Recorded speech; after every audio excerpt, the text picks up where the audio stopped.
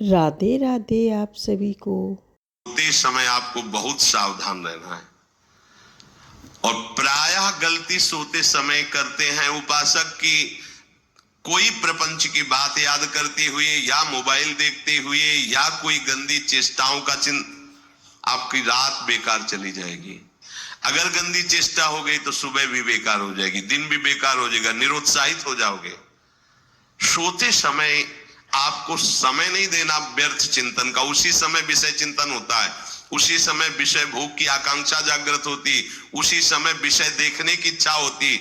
Mobile है तो जिस समय आप अपनी शैया पर जाएं स्विच ऑफ कर दें। उसमें मैसेज घंटी आने का कोई भी रास्ता मत रखें। मान लीजिए आप उपासक हैं भगवत प्राप्ति के, 30-35 वर्ष ये नहीं था तो सब मर नहीं गए थे। और बोले इमरजेंसी, जब इसकी 30-35 वर्ष से पहले इसकी कोई रचना नहीं थी, मुझे लगता है, क्योंकि 30-35 वर्ष में ही इसका विस्तार देखा है। नहीं तो कभी किसी के पास मोबाइल नहीं। कोई बड़े अधिकारी तो इतना बड़ा हो, इतना बड़ा वाला हो, ऐसे रखते थे। नहीं तो मोबाइल तो हमें लगता है 30-35 वर्ष। तो फिर इमरजेंसी कैसे चलती थी? कैसे चलती थी इमरजेंसी? और आप ब्रह्मा हो क्या कि इमरजेंसी संभाल लोगे? स्विच ऑफ करो। जो सब इमरजेंसी संभालने के लिए तैयार रात दिन न सोता है, वो हर समय जागृत रहता है, वो हमारा आराध्य देव है। स्विच ऑफ करो, चिंतन लगाओ श्री जी का। ये जो रात्रि के शयन के समय मोबाइल में इधर उधर दृश्य देखने हैं, अपने सर्वनाश का बीज बोना है। मान लो, हमारी प्रार्थना मान लो, ये उस समय मन आपको परेशान करेगा जब कमरे की सिटकिनी अंदर से बंद होगी। सबसे प्रार्थना है रात्रि के शयन के समय। तो बोले फिर ठीक है 10 बजे तक देख लेंगे मोबाइल, इसके बाद शयन के समय भजन कर लेंगे। होगा ही नहीं। क्या तुम देखना चाहते हो? प्रिया प्रीतम के सिवा और कुछ क्या देखना चाहते हो? वो तो सुभग सुंदरी सहज सिंगार, सहज शोभा सर्वांग प्रति सहज रूप वृषभानुनंदिनी। हमारी स्वामिनी जी की सुंदरता छुपाने के लिए आभूषण पहनाए जाते हैं, औरों को तो आभूषण सुंदरता बढ़ाने के लिए। यहां छवि के छिपाए को ऐसे के दास होके क्या देखोगे मोबाइल में? क्या देखना चाहते हो? वासना की क्रीड़ा, और तुम उस क्रीड़ा को देखना चाहते हो? परमार्थ के पथिक हो। देखना है तो प्रभु को देखने की वृत्ति रखो, अन्यथा मूंद लो आंखें। प्यारे, महान फल प्राप्त करोगे। सबसे प्रार्थना है एकांत में मोबाइल रूपी दुश्मन से बचो, क्योंकि जब आप गंदी बात कहीं देखोगे तो आपके अंदर वैसे ही चिंतन बनेगा, वो ऐसे ही लगेगा मैं भी ऐसा करूं, मैं भी ऐसा भोगूं, मैं भी ऐसा देखूं। मान लीजिए आप, जब हमारे शास्त्र कहते हैं कि पशु पक्षियों के मैथुन को भी नहीं देखना है, अगर ऐसा एक बार दृष्टि पड़े तो मानसिक प्रणाम करके दोबारा दृष्टि न देना। वो आप मोबाइल में ऐसी चेष्टाएं देखोगे, कैसे आप भगवत भजन करोगे? कैसे भगवत प्राप्ति का उद्देश्य रख पाओगे? ये कलयुग की बहुत महीन चाल है कि उसके बिना काम नहीं चलेगा और हम तुम्हें काम से युक्त कर देंगे। इसके बिना काम चलेगा नहीं, तुमको रखना पड़ेगा, और जब तुम इसे रखोगे तो हम काम अपना कर लेंगे। कलयुग ने कहा हम अपनी व्यवस्था बना लेंगे। यहां कह रहे जब आप नींद में जा रहे हैं तो बिल्कुल मानो मृत्यु शैया पे जा रहे हैं। आपको उस समय नाम जप में बहुत ध्यान देना है, कहीं मन बहक ना जाए। तो क्या होगा, 5-6 घंटे जो आप लेटोगे ना, वो भी भजन हो जाएगा। हमारा जो सततम योमाम स्मरति नित्यशा है ना, ये पूरा हो जाएगा। नहीं, उस समय हम सो जाएंगे तो हमारा 6 घंटे का वियोग हो गया, 6 घंटे भजन रुक जाएगा। और ये 100% पक्की बात अनुभव की कहते हैं, यदि सोते हुए भजन करोगे तो जगते। कई बार तो पकड़ा है कि अगर आधे पद में बेशुद्ध हो गए तो वो पद पूरा जगते ही शुरू हो गया है, मतलब बीच में स्थिति भागवती की रही। जैसे बेहोश करते समय हमने कहा था जब ऑपरेशन के हमें बता देना, तो उनका बाबा भी इंजेक्शन लगाने वाले हैं, तो वो 1 मिनट हमें केवल दीजिए, अपनी चित्तवृत्ति। तो जब होश आया तो वही पहले चिंतन चल रहा था, वही चिंतन। तो जैसे सोने के समय बेहोश हुए तो जगने के समय वही चिंतन, ऐसे ही इंजेक्शन से जब बेहोश हुए और जब होश आया तो वही चिंतन चल। बहुत बड़ा चमत्कार अभ्यास का है। नींद खुले तब से लेकर गाढ़ नींद आने तक स्मरण में कभी रुकना नहीं। और आपको एक छूट दे रहे हैं। कभी कभी क्या होता है कि एक मंत्र में, एक नाम में जैसे बहुत देर अभ्यास करते हैं तो मन उबने लगता है। इसका स्वभाव है, ये अनुभव की बातें कहते हैं। इसका स्वभाव है नवम नवम, नहीं तो ये मतलब, तो इसको हम लोगों ने कैसे फंसाया है। जैसे गुरु मंत्र जप रहे, अब 2-3 घंटे लगातार गुरु मंत्र जप, अब इसको उबन बढ़ी, अभी छोड़ रहा है, बीच बीच में पता चलता है छोड़ना चाहता है, छोड़ रहा है, तुरंत इसको नाम में फंसाया। अब थोड़ी देर नाम में चला, फिर उब रहा है, बहुत विचित्र है ये। अब उसको फंसा दिया। उस पीछे की बात अभ्यास के समय, नमामि समीशान निर्वाण रूपम विभुम व्यापकम ब्रह्मवेद स्वरूपम। चिंतन, पदगान कर रहे, ये भगवान शिव पदगान कर रहे हैं, और उसका चिंतन, निर्वाण रूपम विभुम व्यापकम ब्रह्मवेद स्वरूपम। अब अपने यहां अवसर है, सुंदर सुंदर कोई पद गुरु मंत्र जब करते हुए मन जब उबने लगे, राधा वल्लभ श्री हरिवंश, राधा वल्लभ श्री हरिवंश, राधा वल्लभ श्री हरिवंश, इसमें भी उबने लगे, शुरू कर, जोई जोई प्यारो करे सोई मोही भावे, भावे मोही जोई, इसमें भी उबने लगे। सुधा निधि का कोई एक लाइन ले लो, ब्रह्मेश्वरादि सुदुरूह पदारविंद श्रीमत् पराग परमाद्भुत वैभव, ब्रह्मेश्वरादि सुदुरूह छोड़ना नहीं है, तू भाग में नवम नवम दे रहा हूं, नवम। इसको फंसाने के लिए आपके पास अस्त्र हो, जैसे यहां चाकू, यहां पिस्तौल, तलवार, ये वो सब बिल्कुल वीर सजा रहता है, ऐसे ही अपने लोग सजे रहते। छोटा राधा, अब एकदम चिपक गया आके तो कैसे मारे, तो छोटी चाकू है ना, वैसे राधा राधा राधा, थोड़ा दूरी राधा वल्लभ श्री, बड़े बड़े अस्त्र अपने पास रख ले, बहुत भाग रहा है तो फंसा दिया। प्रथम यथावति प्रणव श्री, अब लग पूरा पदगा उसमें लग, प्रथम यथामति प्रणव। भोजन पाते समय ऐसा अभ्यास किया है, 1 घंटा के पहले भोजन नहीं होता, चाहे 2 रोटी पाना हो, समय लगता है, आराम, एक एक नाम, एक एक, कुछ भी हल्ला मचाओ, कोई फर्क नहीं पड़ेगा, अपना चलेगा। अभ्यास स्नान के समय, भोजन के समय, किसी क्रिया के करते समय, किसी से बात करते समय, सोते समय, ये विशेष स्थान जहां में सावधान रहना है। यहां भजन छूटता है, ध्यान देना, यही भजन छूटता है। चलते समय, क्रियावान होते समय, प्रसाद पाते समय, या किसी से बतराते समय, ये सब भजन के छूटने के स्थान है, और यही पकड़ना है भजन को। जब आपको बिल्कुल न लगे तो मानसिक सब बंद कर दो और गुनगुनाने लगो। जो धुनी आपको अच्छी लगे उसी में नाम, कोई नाम लेके, संसार का चिंतन ना होने पावे, चाहे जो कुछ तुम जहां तुम्हारा मन आवे, गंगावरी गोदावरी, कुछ भी भागवतिक चिंतन के सिवा संसार के चिंतन न होने पाए। पहले ऐसे अनन्य बनो, फिर बाद में अनन्यता आती, रसना कटो जो अनरट। हाँ, विषय चिंतन कर रहे हैं, प्रपंच कर रहे हो, बोले रसना कटो जो अनरटो, और नहीं बोल सकते, प्रपंच बोलेंगे बस, रसना कटो, ये शब्द वहां नहीं आते। पहले हम आपको छूट देते, भक्त चरित्र, भगवान के चरित्र, नाम, कीर्तन, मंत्र, जो भी चाहो, संसार का चिंतन मत होने देना, पहले ये पकड़ो, फिर आगे चल करके जब पवित्र हृदय होगा तब ये निष्ठा आती। रसना कटो जो अन रटो, निरखियन फुटो नयन। मान लो, संसार का चिंतन नहीं करने देना है इसको, आप जैसे बने वैसे करो भागवतिक चिंतन। कोई नाम ले लो, कोई मंत्र ले लो, तुम्हें जो प्रिय लगे, हम छूट देते हैं। ये नहीं करे कि रसना कटो जो अन रटो, ये बाद की बात है। हमें पहले इसका संसार चिंतन रोकना है। कैसे छूटेगा, कैसे छूटेगा, हमें ये पकड़ना है। नहीं तो निष्ठा की बात, जो हरि नाम जगत त्रिशिरोमणि वंश बिना कबहू, हरिवंश बोलेंगे नहीं, हरि बोलना नहीं है, हरि बोलना नहीं, क्योंकि जो हरिनाम जगत शिरोमणि वंश भी, और हरिवंश बोलना नहीं है क्योंकि प्रपंच में रति। तो क्या करो, जो तुम्हें प्रिय लगे पहले उसे पकड़ो। ये हम अंदर की बात करें, प्रवचन की बात नहीं कह रहे, मन को फंसाना है हमें। राम कृष्ण हरि जहां लगे इसको लगा, पहले इसको फंसाओ, संसार का चिंतन न होने दे।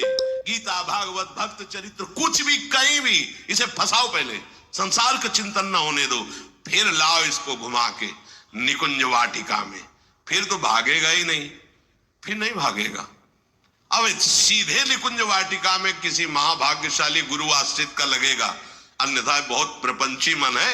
आप आश्रय इधर का लोगे, प्रपंच का चिंतन करोगे, बात बनेगी नहीं। चिंतन छोड़ना है हमें, जैसे बने तैसे संसार का चिंतन छूट जाए तो हम विजय को प्राप्त होंगे। ध्यान दीजिए, इस परमात्म तत्व को वही प्राप्त कर पाता है जिसका राग बीत गया है, खत्म हो गया है, वैराग्यवान।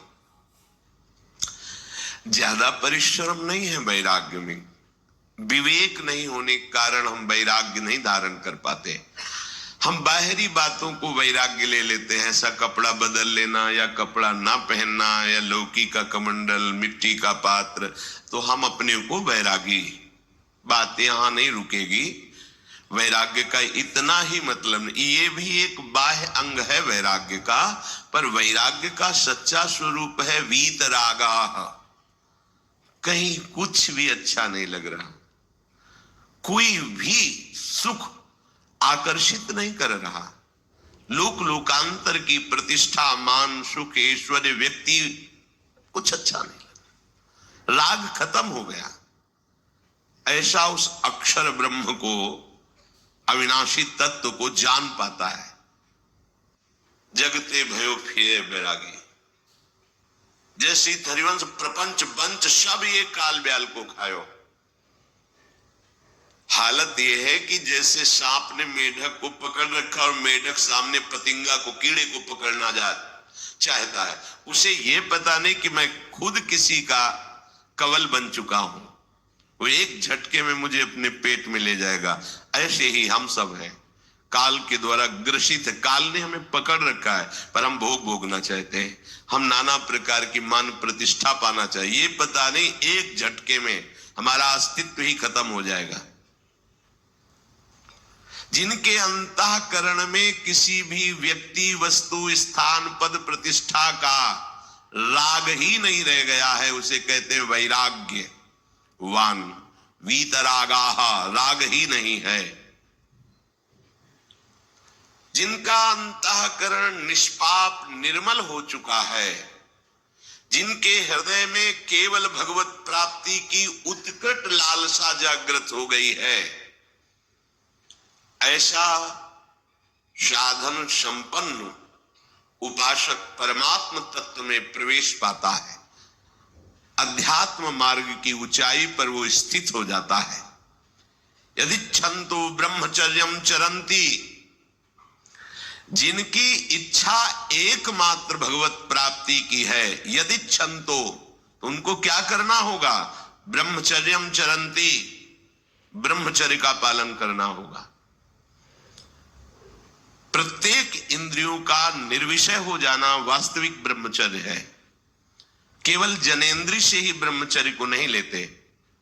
हमारी प्रत्येक इंद्रिय भोगों से रहित होकर भगवत अनुराग में, नेत्र प्रभु को देखना चाहते हैं, त्वगेंद्री प्रभु को स्पर्श करना चाहती है, घ्राणेंद्री प्रभु के श्री अंग की गंध पाना चाहती है, श्रवणेंद्री प्रभु के वचन सुनना चाहती है। एक एक इंद्रिय अपने प्रभु में लग गई, अंतर्मुख हो गई, बाहर विषयों का त्याग हो गया। इसे ब्रह्मचर्य कहते हैं। पर प्रारंभिक ब्रह्मचर्य में जनेंद्रिय का ब्रह्मचर्य अत्यंत आवश्यक है। यदि जनेंद्रिय जन्य व्यभिचार दोष से युक्त है तो कदापि उसे भगवत प्राप्ति नहीं हो सकती। शुभ गति व्यभिचारी शुभ गति चाहे, असंभव। और भगवत मार्ग में सबसे बड़ा दुश्मन यही व्यभिचार दोष है, काम। इसी से हमारा हृदय मलिन होता रहता है, अंधा बटे पड़ा चबाए वाली दशा रहती। कहते हमें 50 वर्ष हो गए। अरे 50 जन्म हो जाए, तुम व्यभिचार करो, गंदी बातें करो, गंदे चिंतन करो, सो समय व्यतीत कर, अनंत जन्म व्यतीत हो गए, भगवत प्राप्ति हुई क्या? 50 वर्ष से भगवत प्राप्ति हो जाएगी क्या? 5 मिनट काफी है भगवत प्राप्ति में, एक बार नाम काफी है। वो स्थिति तो लाओ। बार बार बहिर्मुख वृत्तियों के द्वारा विषयों में सुख बुद्धि कर लेने से हमारा सारा का सारा अध्यात्म चिंतन बदलता रहता है, इसलिए लाभ नहीं मिल पाता, एक रस चिंतन नहीं रह पाता। बार बार विक्षेपी विषय करते रहते हो, हम सहते रहते हैं और भोगते रहते हैं। एक बार तो हिम्मत करके उठो, अब लो नशानी अब ना नशई हो, एक बार तो दृढ़ बनो। बस मन के अनुकूल चलने की बात को तुम्हें रोकना होगा, तभी तुम्हारे अंदर यदि क्षमतो, ऐसी इच्छा जागृत होगी।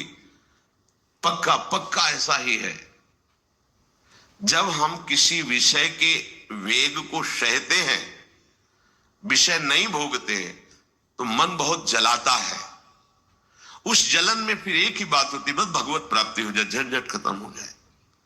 कब तक हम इसमें चलेंगे? एक बार भगवत, वो जलन हमको भगवत प्राप्ति की इच्छा प्रकट करती है। अपने लोग क्या करते हैं, जलन को मिटाने की कोशिश करने लगते हैं, तो भगवत प्राप्ति की इच्छा क्या, भोग प्राप्ति की तृष्णा जागृत हो जाती है। भोगे हुए भोगों को बार बार भोगने की इच्छा का नाम तृष्णा है। बाहर और भीतर से कोई सहयोगी नहीं, जल रहा है उपासक, तब रास्ता निकलता है भगवत प्राप्ति का, तब इच्छा प्रकट होती। अब नहीं, बहुत जल लिया, अब तो केवल प्रियाजू के समीप जाना है, अब तो प्रभु के सानिध्य में रहना है, नहीं इन भोगों की जलन में जलना है। पर यहां तक पहुंचने के लिए जलना होगा, तभी लिखा सहित सहित बाढ़ है भगति तास्तितिक्षस्व भारत, क्योंकि आगमा पाइनो अनित्यास, ये नाशवान काम क्रोध आदि तुम्हें प्रेरित करेंगे, तुम इनके वेगों को सह जाओ, ये स्थायी नहीं है। आगमा पाइनो है, आने जाने वाले हैं, और ये सहन करने से नष्ट होते हैं, भोगने से बढ़ते हैं। यदि क्षंतो, अगर भगवत प्राप्ति की इच्छा है तो ब्रह्मचर्यम चरंती, ब्रह्मचर्य का पालन करना ही होगा, इसमें कोई गुंजाइश नहीं, क्योंकि आप चल ही नहीं सकते। ध्यान से सुन लो, ये मनोरंजन का मार्ग नहीं है, इसमें मन ही मार तनहारिक है वृंदावन में गाज, इसमें मन मारना होगा। प्रायः ये मन को दुलार करने वाले लोग कभी भाग्य से सत्संग में भी आ जाते हैं, कभी श्री विग्रह के दर्शन करने भी मंदिर पहुंच जाते हैं, कभी तीर्थ याटन भी करते हैं, पर इनका कोई लक्ष्य नहीं होता। हाँ, सुन लिया सत्संग, बढ़िया है, लक्ष्य नहीं होता। यहां लक्ष्य वालों की बात हो रही। यदि क्षमतो, यदि तुम्हारी ऐसी इच्छा जागृत हो रही किसी जन्म में भगवत प्राप्ति करनी, तो ब्रह्मचर्यम चरंती, आप सच्ची मानिए, जिसके निकालने में तुमको सुख की अनुभूति हो रही, उसको रोकने में कितनी सुख की अनुभूति होगी। उन्मत्त हो जाओगे, बहुत जल्दी आपके सारे के सारे करण भगवदाकार होने लगेंगे यदि आप ब्रह्मचर्य का पालन करेंगे। शरीर स्वस्थ, हल्का, मन प्रसन्न, नींद आदि पर विजय, कितने गुण ही गुण।